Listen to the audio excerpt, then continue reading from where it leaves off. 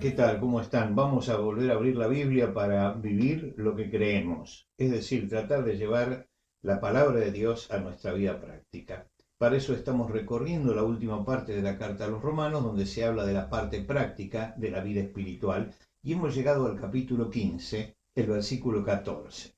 El versículo 14 dice: pero estoy seguro de vosotros, hermanos míos, de que vosotros mismos estáis llenos de bondad, llenos de todo conocimiento, de tal manera que podéis amonestaros los unos a los otros. Hay que tener en cuenta dos cosas al leer este versículo. En primer lugar, que el apóstol Pablo no conocía a la iglesia en Roma. Él no había estado en la iglesia en Roma. Conocía a un puñado de hermanos, por lo que dicen los saludos finales, pero no conocía aquella iglesia, nunca los había visitado y después le va a decir que quiere visitarlos. Sin embargo, le ha hecho una exhortación muy fuerte acerca de los hermanos fuertes y los hermanos débiles. Y les ha dicho cosas muy certeras acerca de cómo deben vivir. Ahora, el apóstol Pablo entonces ahora se detiene y dice: esto no es porque yo desconfíe de ustedes.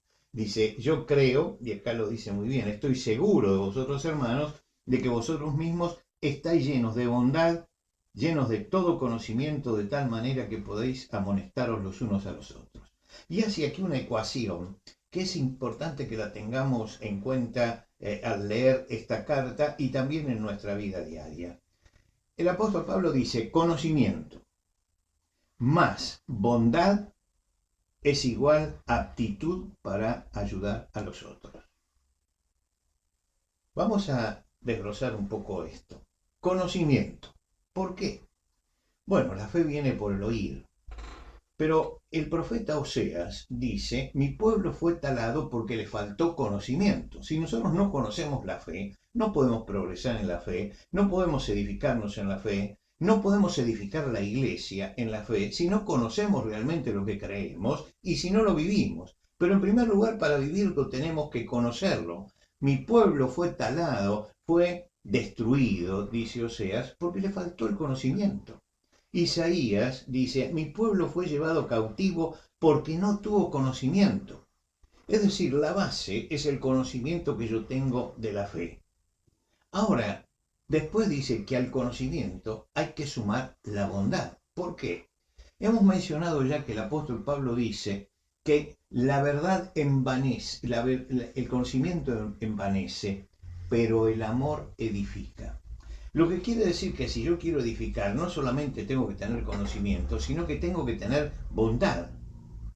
Y la bondad es la actitud que yo tengo que tener para con el otro, y que demuestra realmente que el conocimiento no es un conocimiento intelectual, sino que lo he internalizado. Si mi conocimiento es intelectual, lo único que logro es envanecerme. Pero cuando el conocimiento pasa de lo intelectual a lo espiritual, cuando comienzo a encarnarlo, entonces el hombre tiene conocimiento y bondad. Y cuando llegamos allí, entonces podemos ayudar a otros. La palabra amonestar que aparece aquí, que dice que podéis amonestaros los unos a los otros, no significa reprender. Lo que está significando es enseñar y aconsejar mutuamente. Y dice: yo creo que ustedes son capaces de hacer eso. Es decir, no les he escrito porque ustedes estén fallando en todas las cosas, sino que yo creo que ustedes son capaces de hacer eso. Ahora, en el versículo siguiente les dice, versículo 15: mas os he escrito, hermanos, en parte con atrevimiento, como para haceros recordar por la gracia de Dios que me es dada para ser ministro de Jesucristo a los gentiles.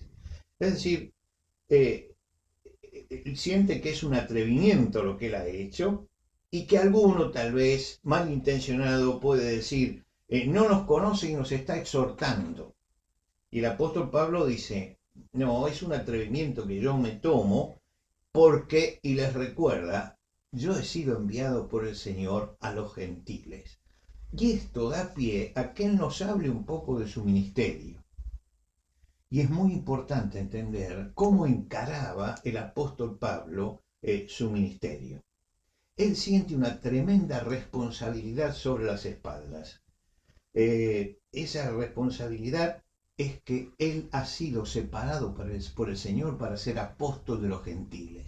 Es decir, hay 12 apóstoles, nosotros sabemos por lo que nos enseña la palabra de Dios.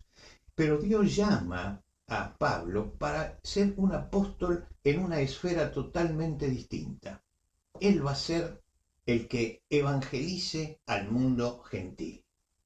Y él describe aquí su ministerio, apóstol en otra esfera, apóstol a los gentiles. Y toma la figura del sacerdote del Antiguo Testamento. El sacerdote del Antiguo Testamento es el que tenía que trabajar en la educación para que el pueblo fuera santo delante de Dios. Y él entonces va a decir que él tiene que llevar a los gentiles allí. Ahora, el trabajo entre los gentiles es un trabajo difícil. ¿Por qué? Porque si yo hablo con un judío de aquella época, él sabe acerca de Dios, sabe acerca de los mandamientos, sabe acerca de la historia, sabe de cómo Dios se manifestó en la historia, tiene una idea de lo que es la redención, porque en su fe judía todo eso Dios lo fue sembrando, preparando la llegada del Mesías. Pero ahora hay que predicarle a los gentiles.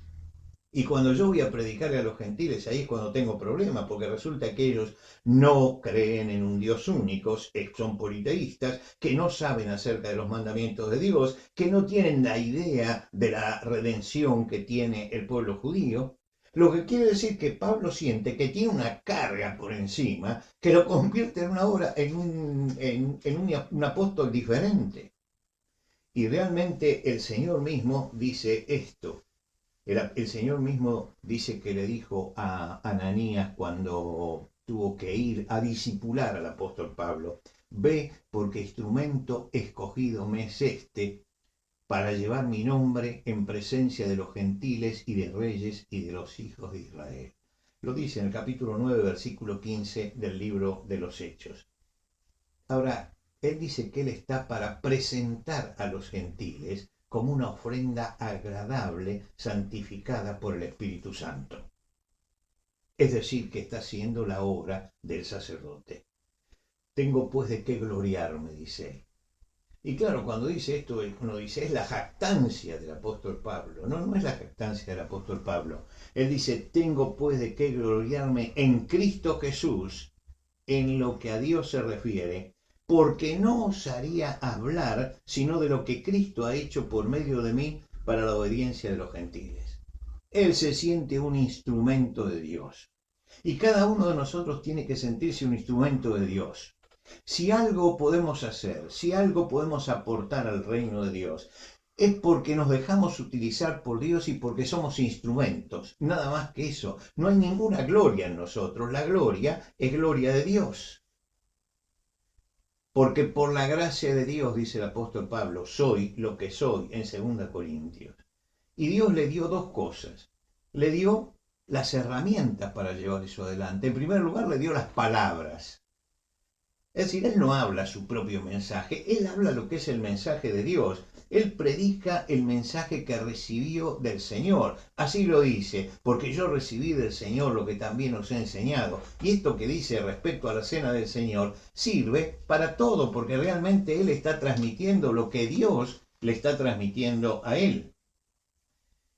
Y realmente él siente que esta es una labor tremenda, grande, pesada, que fue puesta sobre sus espaldas. Y entonces llegamos al versículo 19. Con potencia de señales y prodigios en el poder del Espíritu Santo. Palabras y poder. Dos cosas. Ahora ustedes saben que Dios suple las necesidades del ministro. Si el ministro necesita ciertos dones, el Señor va a manifestar esos dones en ese tiempo. Si no se necesitan, no. Quiere decir que esto lo vemos en la palabra de Dios. Por ejemplo, en tiempo de Elías, Dios entendió que tenía que haber milagros, y había milagros. Pero en tiempo de Juan el Bautista, no hizo Juan el Bautista ningún milagro, porque Dios entendía que no tenía su ministerio, no tenía que hacer ningún milagro. Quiere decir que Dios va a hacer las cosas de acuerdo a la necesidad. Hoy nosotros tenemos la palabra de Dios, y teniendo la palabra de Dios, es como dice en la parábola, a Moisés y a los profetas óiganlos, porque si no lo oyen a ellos, no van a oír ni aún si se levantaren gente de entre los muertos. está diciendo, miren, acá o creen lo que Dios ha dicho o no busquemos otro camino. Pero en aquel tiempo no tenían la palabra de Dios. Y como no tenían la palabra de Dios, como no la tenían, ellos tenían en alguna forma que recibir algunos dones especiales de Dios para manifestar el poder. Y allí aparecían las señales y los prodigios.